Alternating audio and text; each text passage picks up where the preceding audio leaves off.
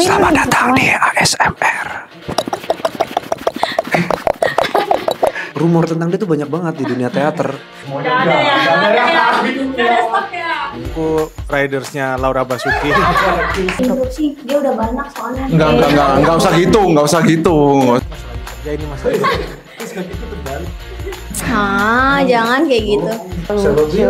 Enggak kok. Ada satu momen yang Nada itu bener-bener ngeluarin semua yang dia punya itu, kayak ususnya juga keluar tuh kayak tuh.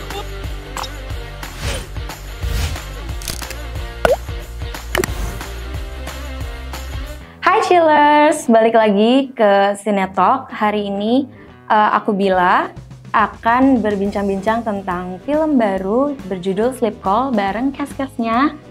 Boleh perkenalkan Kak? Aku di sini Benny berperan sebagai co-producer. Enggak ya? Ternyata udah diambil Pak Winston yang kemarin. Takut. Saya Benny sebagai Surya. Masalah kerja ini masalah. Terus kakiku terbalik. Halo, saya Danang sebagai Rudy. Saya Nada sebagai Mona. Dan aku Aldo Gudel sebagai Mitro.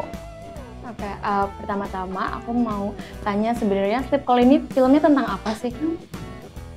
Silakan cek di Instagram kami semua. Sinopsisnya udah ada di sana. Cek Instagramnya Benedictivity, Danang Goldluck, Nada Suwandi, dan juga Aldo Gudel. Jangan gitu. Hah? Oh iya. Beneran. Jadi Sleep Call ini sebenarnya menceritakan tentang kehidupan seorang perempuan bernama Dina yang terjebak dalam sleep call, dalam fenomena sleep call itu. Jadi dia sebenarnya terjebak dalam kehidupan real world-nya dan dia lebih suka di kehidupan mayanya. Nah, tapi ternyata sleep call-annya ini berujung pada sesuatu yang lebih besar dan gelap. Gitu. Oke, kalau pas pertama kali ditawarin main film ini, alasan yang bikin kakak-kakak untuk kayak oke, ikut deh gitu di film ini. Ya, oke. Kalau dari aku, skripnya tuh beautiful banget ya. Jadi skripnya waktu ngebaca pertama kali itu salah satu skrip yang menurutku sangat mencekam dari skripnya doang, dan juga well written banget dari Mas Monji dan Mas Fajar Nugros. Itu benar-benar dipikirkan dengan baik adegan per adegannya. Jadi menurutku ini skripnya tuh bagus banget, makanya aku pingin banget juga join di sini. Dan juga Laura Basuki ya, mainnya sama Laura Basuki, jadi kayak love. Yang love dong. Kalau aku selain skripnya yang bagus, ini film pertama aku. Jangan kayak gitu. Benar ini film pertama aku, terus film panjang pertama aku. Ketemu sama Mas Fajar, Mas Rosa itu adalah salah satu mimpiku juga sih gitu. Jadi pengalaman yang sangat mengasihkan. Kalau aku karena Mas Fajar Nugros sih. Awal pertama tuh pas ditawarin Mas Fajar Nugros gitu, wah boleh, let's go gitu. Habis itu baru ngeliat skripnya, terus hampir mundur karena tadinya main sama dia kayak Males ya? Nada Suwandi. Apalah inilah. Bukan, rumor tentang dia tuh banyak banget di dunia teater. Enggak ya, serius. Enggak bercanda. Mas Fajarnya, terus skripnya, terus nama Iden Pictures-nya itu yang bikin nggak mikir dua kali sih untuk, apalagi pas ngelihat orang-orangnya, maksudnya castnya, wah malah makin ya Allah terima kasih. Udah ada ya, udah ada stok ya. Aku to the point aja ya, aku ridersnya Laura Basuki. Jadi Laura Basuki kalau mau main film harus ada aku, jadi aku terpaksa ikut dia. Oh jadi terpaksa? Enggak, karena ya ini aja sih sebenarnya suka banget sama ceritanya. Kayaknya ini pengalaman pertama main thriller. Dan ensemble-nya juga oke banget sebenarnya. Dan di sini kan perannya kita semua deket ya, makanya bukan yang beda scene sama Mbak Laura Basuki. Jadi kayaknya akan sangat menarik gitu. Oke, kalau Mas Benny sama Mas Danang kan biasanya di real life-nya kocak ya, lucu. Enggak kok. kayak komedi terus akhirnya main di film yang genrenya thriller. Itu gimana sih? Apakah ada kesusahan kayak misalnya nahan ketawa atau gimana? Sebenarnya sih nggak bercanda terus ya Mas. Ya tadi walaupun ada bercandanya aku ngomong, tapi bener komedian itu juga hidupnya kalau udah di luar panggung ya sama aja. Kadang malah lebih gelap atau lebih overthinking gitu ke orangnya gitu kan. Jadi ya sebenarnya dan ceritanya ini deket banget dengan semua orang dan gampang banget dirasain sih. Jadi nggak cuman peran yang kita mainkan berdua, tapi perannya Nada, perannya Mas Aldo juga kita kayak deket gitu ke peran-peran itu yang membuat kita kayaknya ya ada yang nggak gampang tapi tapi kayaknya nggak terlalu sulit ya untuk masuk situ ya Mas. Itu sih. Tidak terlalu sulit dan prosesnya tuh menyenangkan karena juga ada Mas Rukman Rosadi kan yang awal pembuatan karakternya. Terus yang dibilang sama Benny tuh benar sih. Kami tuh nggak sulit nahan ketawa. Yang sulit adalah orang lain. Dia lucu banget ya salah satu yang bisa nge-refresh orang-orang tuh adalah ya waktu kami di ruang tunggu ya Benny salah satunya. Iya, jadi emang enggak sih. Kami sangat menikmati proses. Kalau buat Kanada, katanya kan tadi Sleep Call adalah film panjang pertama ya. Itu gimana sih Kak kesan-kesannya main di film pertama ini? Kesan-pesan yang paling menarik di dalam proses produksi film ini adalah Mas Fajar dan Mas Rukman Rosadi itu memberikan kebebasan untuk para aktornya mengeksplorasi karakter masing-masing. Gitu. Jadi kita aku merasa tidak bekerja sendiri tapi bareng teman-teman gitu di kantor. Enggak, iya memang kecuali mereka berdua. Bagus. Kita tinggal terus. Enggak. Kalau pengalaman yang paling menarik dari syuting film panjang pertamanya ini ada nggak? Ini gini, ini pas banget hari ini kami berempat. Nah dia ini adalah sasaran keisengan kami bertiga. Jadi kayak dia memorable pastilah dia akan menjelek-jelekan kami bertiga. Berarti ini kan ada orangnya di sini ya, saya pura-pura diem aja gitu ya. Gitu. Mereka yang mengakui diri mereka sendiri kan. Gitu. Tapi salah satu yang memorable itu karena kadang kan mikirnya kayak film Sleep Call itu terlalu dark atau apa gitu. Tapi ketika kita menjalani proses syuting kita fun sih. Aku pribadi fun. Gitu. Fun diisengin sama mereka. Oke, kalau untuk Kak Aldo, kan ini film jadi comebacknya juga ya. Pas ditawarin untuk main, sempat mikir dulu nggak sih, apalagi ini genrenya thriller kan? Enggak sih, tapi pastinya saat ngelihat skripnya udah langsung jatuh cinta sama skripnya. Terus sama Mas Fajar juga udah beberapa kali berproduksi sama Indian Pictures. Yang selalu menjadi pemikiranku adalah kayak apakah suatu produksi ini akan menghasilkan sesuatu yang baik juga gitu, value untuk masyarakatnya. Nah itu yang selalu aku pegang teguh gitu kan. Nah saat ngelihat film ini akan dibuat, pemain-pemainnya, ensemble-nya seperti ini, aku langsung kayak oh ya mau coba langsung untuk casting gitu sih. Kalau buat berempat, kalian kan bisa terbilang pendatang baru juga ya di dunia perfilman, terus abis itu main bareng sama yang udah berpengalaman, Laura Basuki. Itu ada nggak sih kesulitan atau ada penyesuaian nggak sih untuk? Interupsi, dia udah banyak soalnya. Nggak usah gitu. Jadi aku seneng banget ya karena ngelihat Kak Laura, Bio juga karakternya juga luar biasa banget. Di situ dia benar-benar 180 derajat dari kehidupan dia yang sebenarnya gitu ya. Christo juga pendatang baru, tapi Christo juga sangat-sangat luar biasa talentanya di dunia acting ini gitu.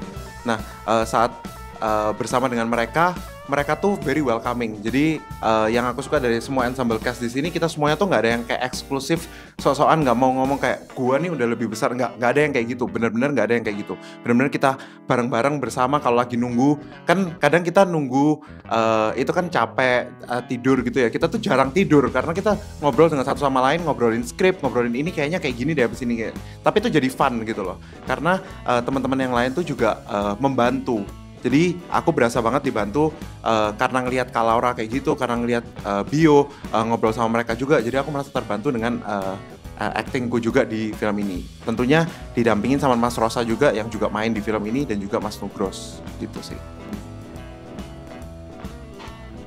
Bener sih Mas Aldo. Kalau aku apa ya, aku mungkin karena ingin selalu belajar, jadi ketakutan itu pada akhirnya hilang. Tapi jujur awal tuh aku takut banget, selain main sama Mbak Laura Basuki karena aku ngikutin filmnya dari dia belum main film. Apa dong? Film pertama bener-bener aku suka banget. Selain itu ada Pak Rosa, Pak Rukman Rosadi, itu aku ngefans juga. Dan ini kan udah kali keberapa Pak Rukman Rosadi jadi acting coach ya. Jadi aku deg-degan itu karena merasa apa ya, belum banyak kan pengalamannya, jadi kayak nanti salah, takut nanti di take berulang kali gitu. Tapi akhirnya itu semua hilang karena ya aku niatnya belajar gitu. Kalau aku niatnya belajar, nanti akhirnya akan mudah-mudahan hasilnya maksimal sih gitu. Itu sih kalau aku. Kalau Nada gitu. Kalau aku yang pasti awalnya takut sebenarnya. Karena film pertama gitu. Film pertama pas datang juga, oh ternyata main sama Kak Laura, di sutradarai Mas Fajar, di acting coachnya sama Mas Rukman Rosadi. Tapi ketika menjalani semua prosesnya, aku ada satu pesan dari Mas Rosa itu. Mas Rosa cuma ngomong, yang penting kamu percaya sama apa yang kamu buat. Gitu. Itu yang akhirnya memacu aku untuk berusaha dengan apa yang udah aku jalani prosesnya gitu.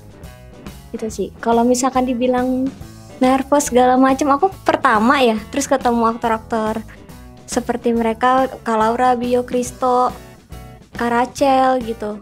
Aku waktu awal-awal sih sama Kak Rachel sih ngobrol berdua, karena kita nervous, nggak pede gitu.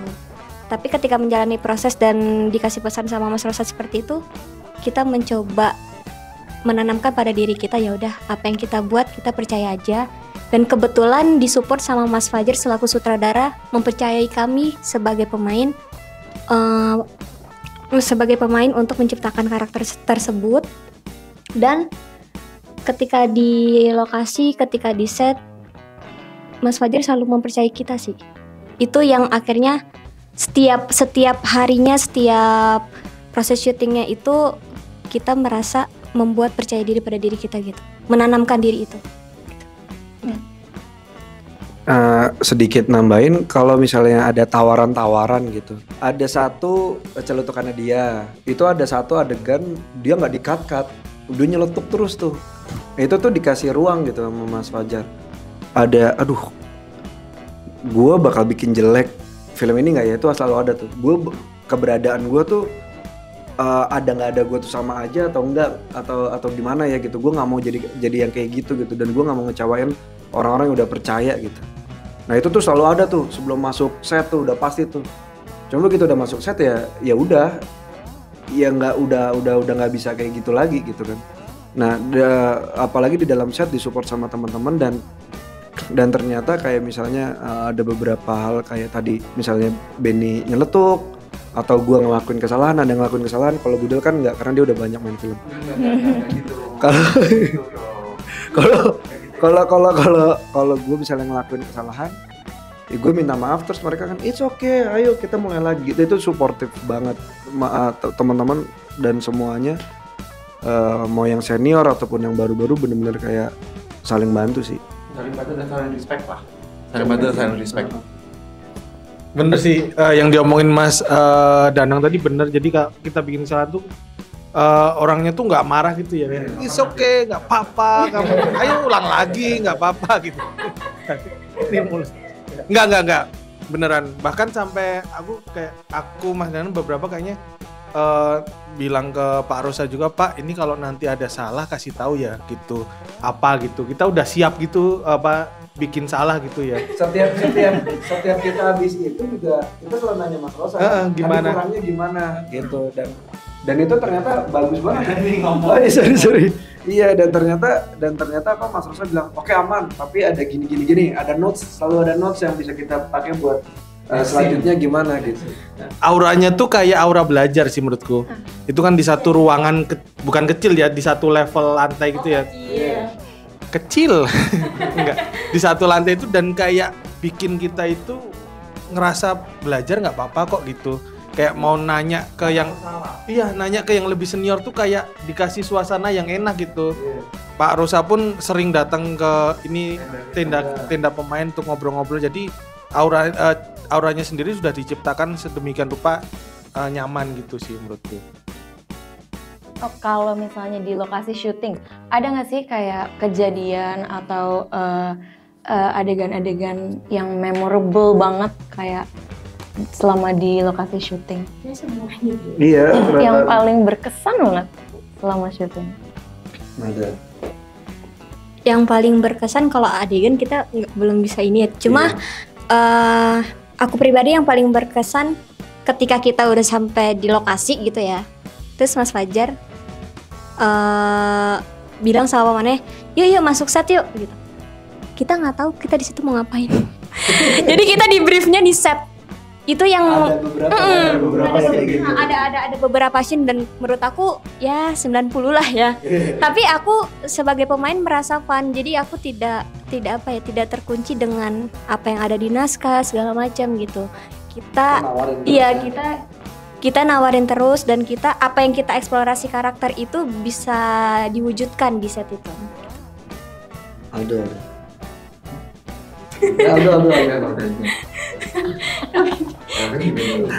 Bener sih yang diomongin Nada tadi, jadi nggak cuma 1-2, kayaknya lebih dari itu ya, ada berapa adegan, terutama The Pinjols ya, yang adegan kita kan udah pasti baca skripnya semua dong. Skrip dengan deg-degan dong. Dan hari itu ada scene berapa aja kita tahu gitu kan, dan nggak mungkin kita waktunya sisa itu nggak mungkin sebenarnya itu ada tambahan-tambahan itu dan tapi ya ternyata itu memang disengaja oleh Mas Nugros dan Pak Rosa untuk membuat kita kaget gitu ya, makanya tuh pengen menciptakan kagetnya itu. Mungkin kalau menurut mereka berdua naturalnya akan Seperti apa manusia itu kalau udah mendapatkan gitu. Akan bagus kalau orangnya itu kaget itu nggak persiapan dulu gitu. Jadi ya mudah-mudahan sih hasilnya oke ya. Deg tuh kayak ikut ditutup.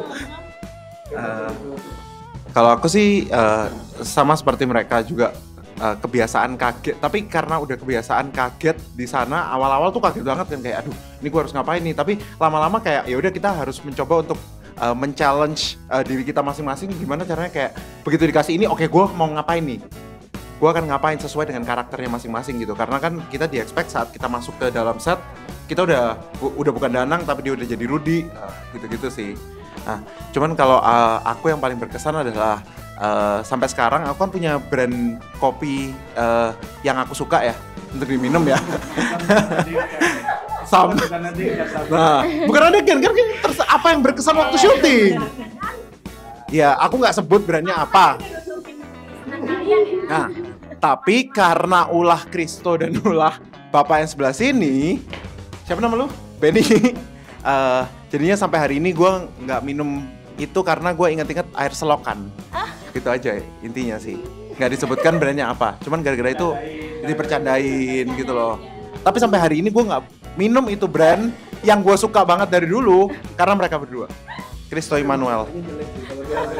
Dia tuh masalah memuja-muja gitu loh. Nggak kan? Karena enak. Iya, dia memaksakan. Enggak.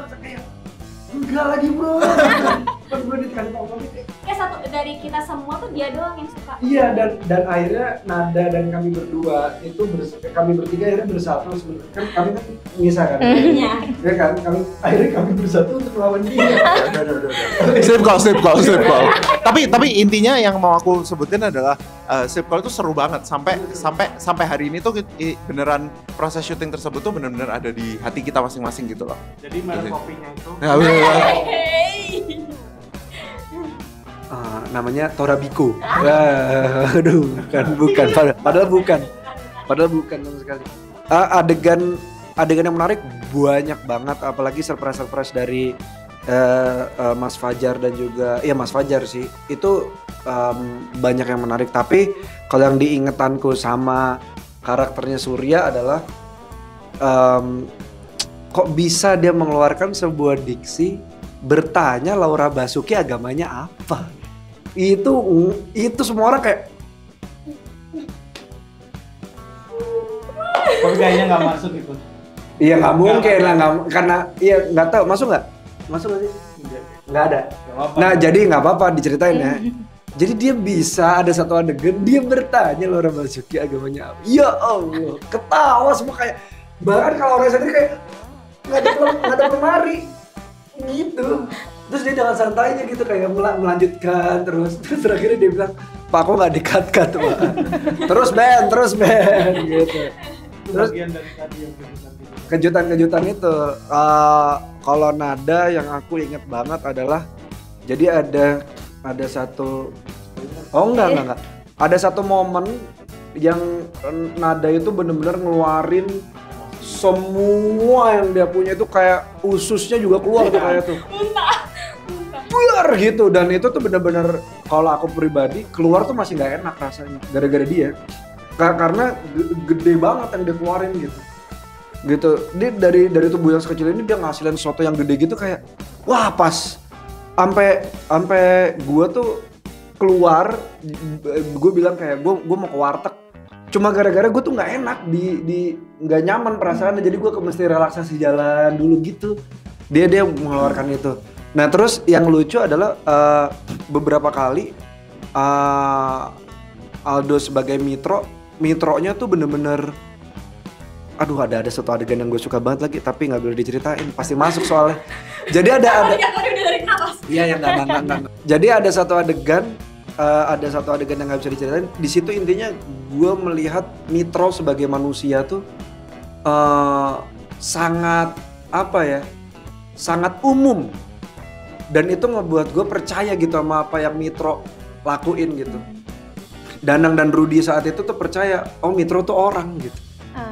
Gitu. Jadi itu menarik banget semuanya. Nah, ini di luar ini yang gue bahas yang kami berempat aja gitu. Yang lainnya lebih magnifik lagi kalau buat gue.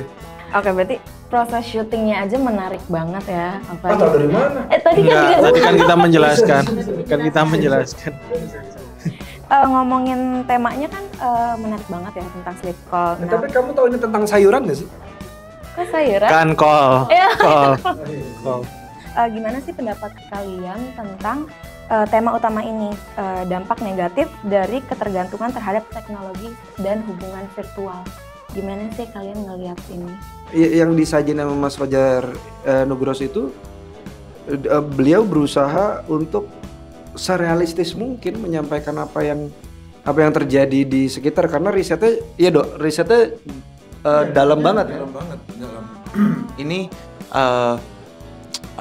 Mas Fajar Nugros, Mbak Santi sebagai produsernya, juga Aiden Pictures itu benar-benar ngerisetin tentang bagaimana dampak buruk tentang teknologi kalau dilebih-lebihkan gitu, maksudnya dipakai secara berlebihan gitu. Jadi aku merasa dan teman-teman di sini juga pasti mungkin sedikit setuju ya, karena kita sering banget nih kita dengar hal-hal yang buruk karena tidak hati-hati dalam menggunakan teknologi. Itu sih sebenarnya. Risetnya itu dalam dan personal sih kalau dari yang aku dengar ya. Jadi itu cakep banget. Dan yang pengen diangkat lagi selain teknologi adalah teknologi kan including pinjol ya. Tren pinjol dan lain-lain tuh di sini juga dibahas bagaimana hutang tuh bisa merubah seseorang. Terus kesepian sih. Kan sekarang lagi ngetren banget ya. Kesepian gitu. Nah, ini kita punya narasumber yang paling kesepian. Yuk kita tanya. Tapi ada yang lebih lagi kesepian, yuk kita tanya. Soal kesepian gimana Mas? Tapi saya yang paling kesepian, jadi nggak dilempar. Makanya aku juga berharap film ini bisa jadi teman. Menurut kakak, apa sih strategi yang dipunyain Sleep Call ini atau keunggulan Sleep Call dari film-film yang sekarang lagi tayang atau lagi rilis di Indonesia. Ini perlu bantuan untuk dioper ke sini. Enggak ini. Aku dulu ya. Aku dulu. Mungkin yang lebih tepat menjawab Mas Aldo. Kalau aku sih genrenya suspense thriller, tapi nggak tahu kenapa aku ngerasa ini genre yang tepat untuk menceritakan sesuatu yang dekat dengan kehidupan sehari-hari kita, berhubungan dengan sleep call dan berbagai teknologi yang sebenarnya kalau lagi-lagi dipakai secara berlebihan akan membawa kita ke arah itu gitu loh. Jadi ya seharusnya sih mudah-mudahan nanti hari pertama penontonnya sudah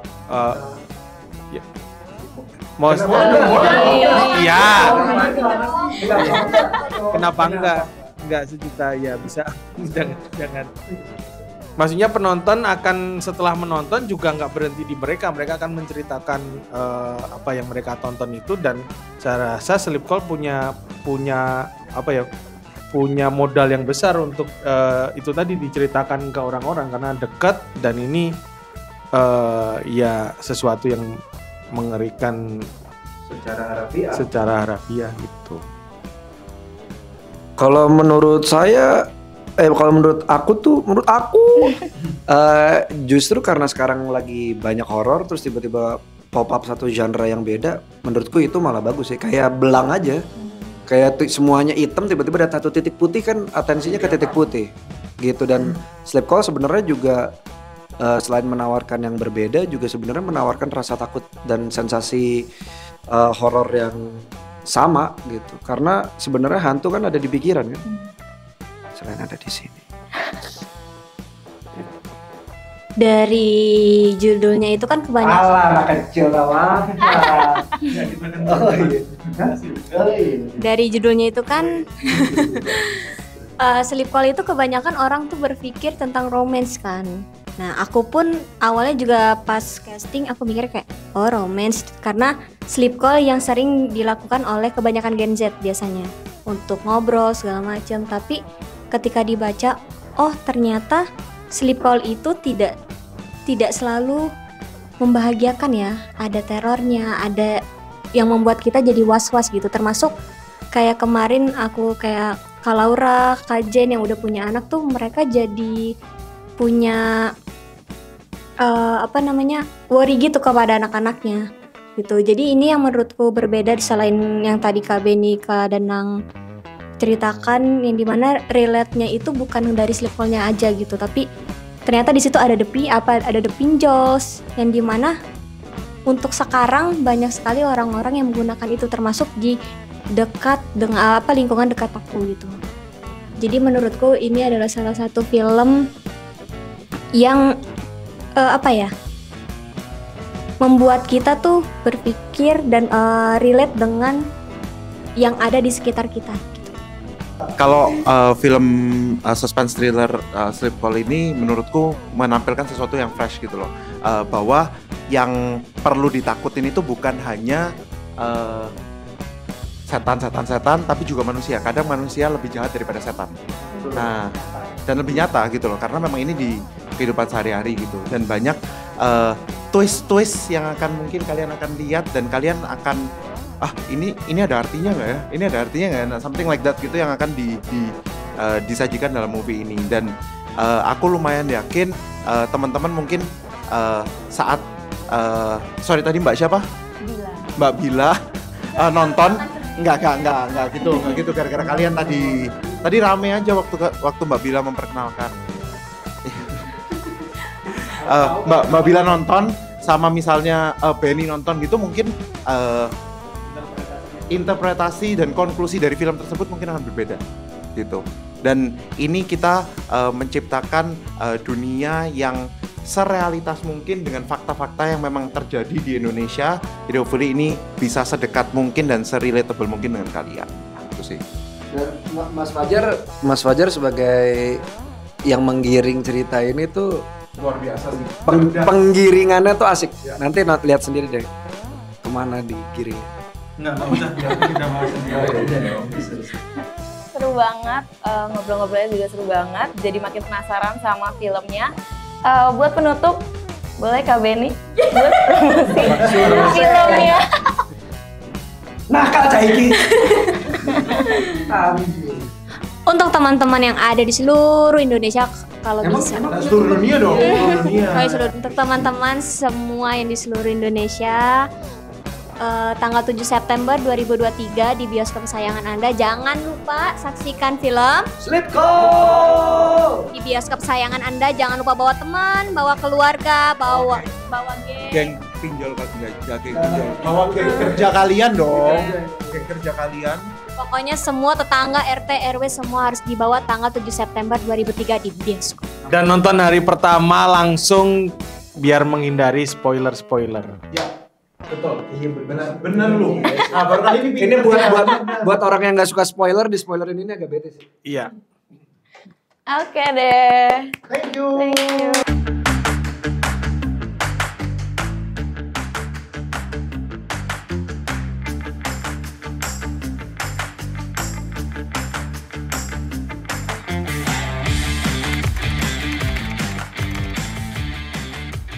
Orang ngeselin aja di dunia nyata karena memang ada pengalamannya saya. Jadi udah biasa. Udah masuk personal banget. Udah apa? Di semuanya. Orang ngeselin di dunia nyata. Putus kita cari yang baik. Orang ngeselin di dunia nyata. Cukup.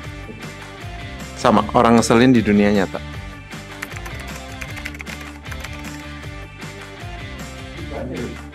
Hah? Teleponan atau Teleponan. Teleponan. Ngobrol langsung.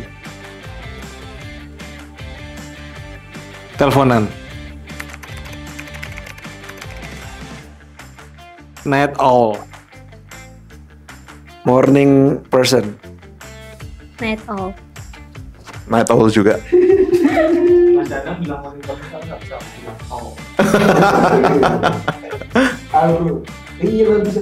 Awu ya.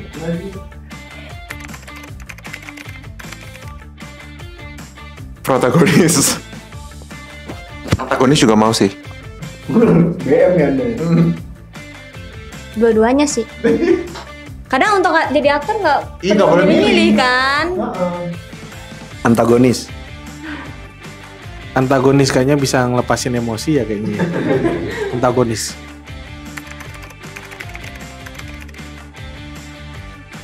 Dikenalin sama teman. Dikenalin sama teman.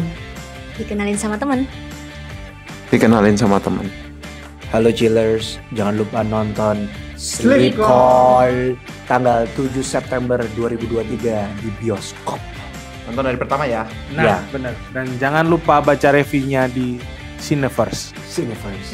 Cineverse first banget. Hey, kalau kamu suka dengan konten ini, jangan lupa like, bagikan video ini, subscribe, dan nyalakan loncengnya agar kamu bisa mendapatkan notifikasi video mengenai film lainnya dari Cineverse.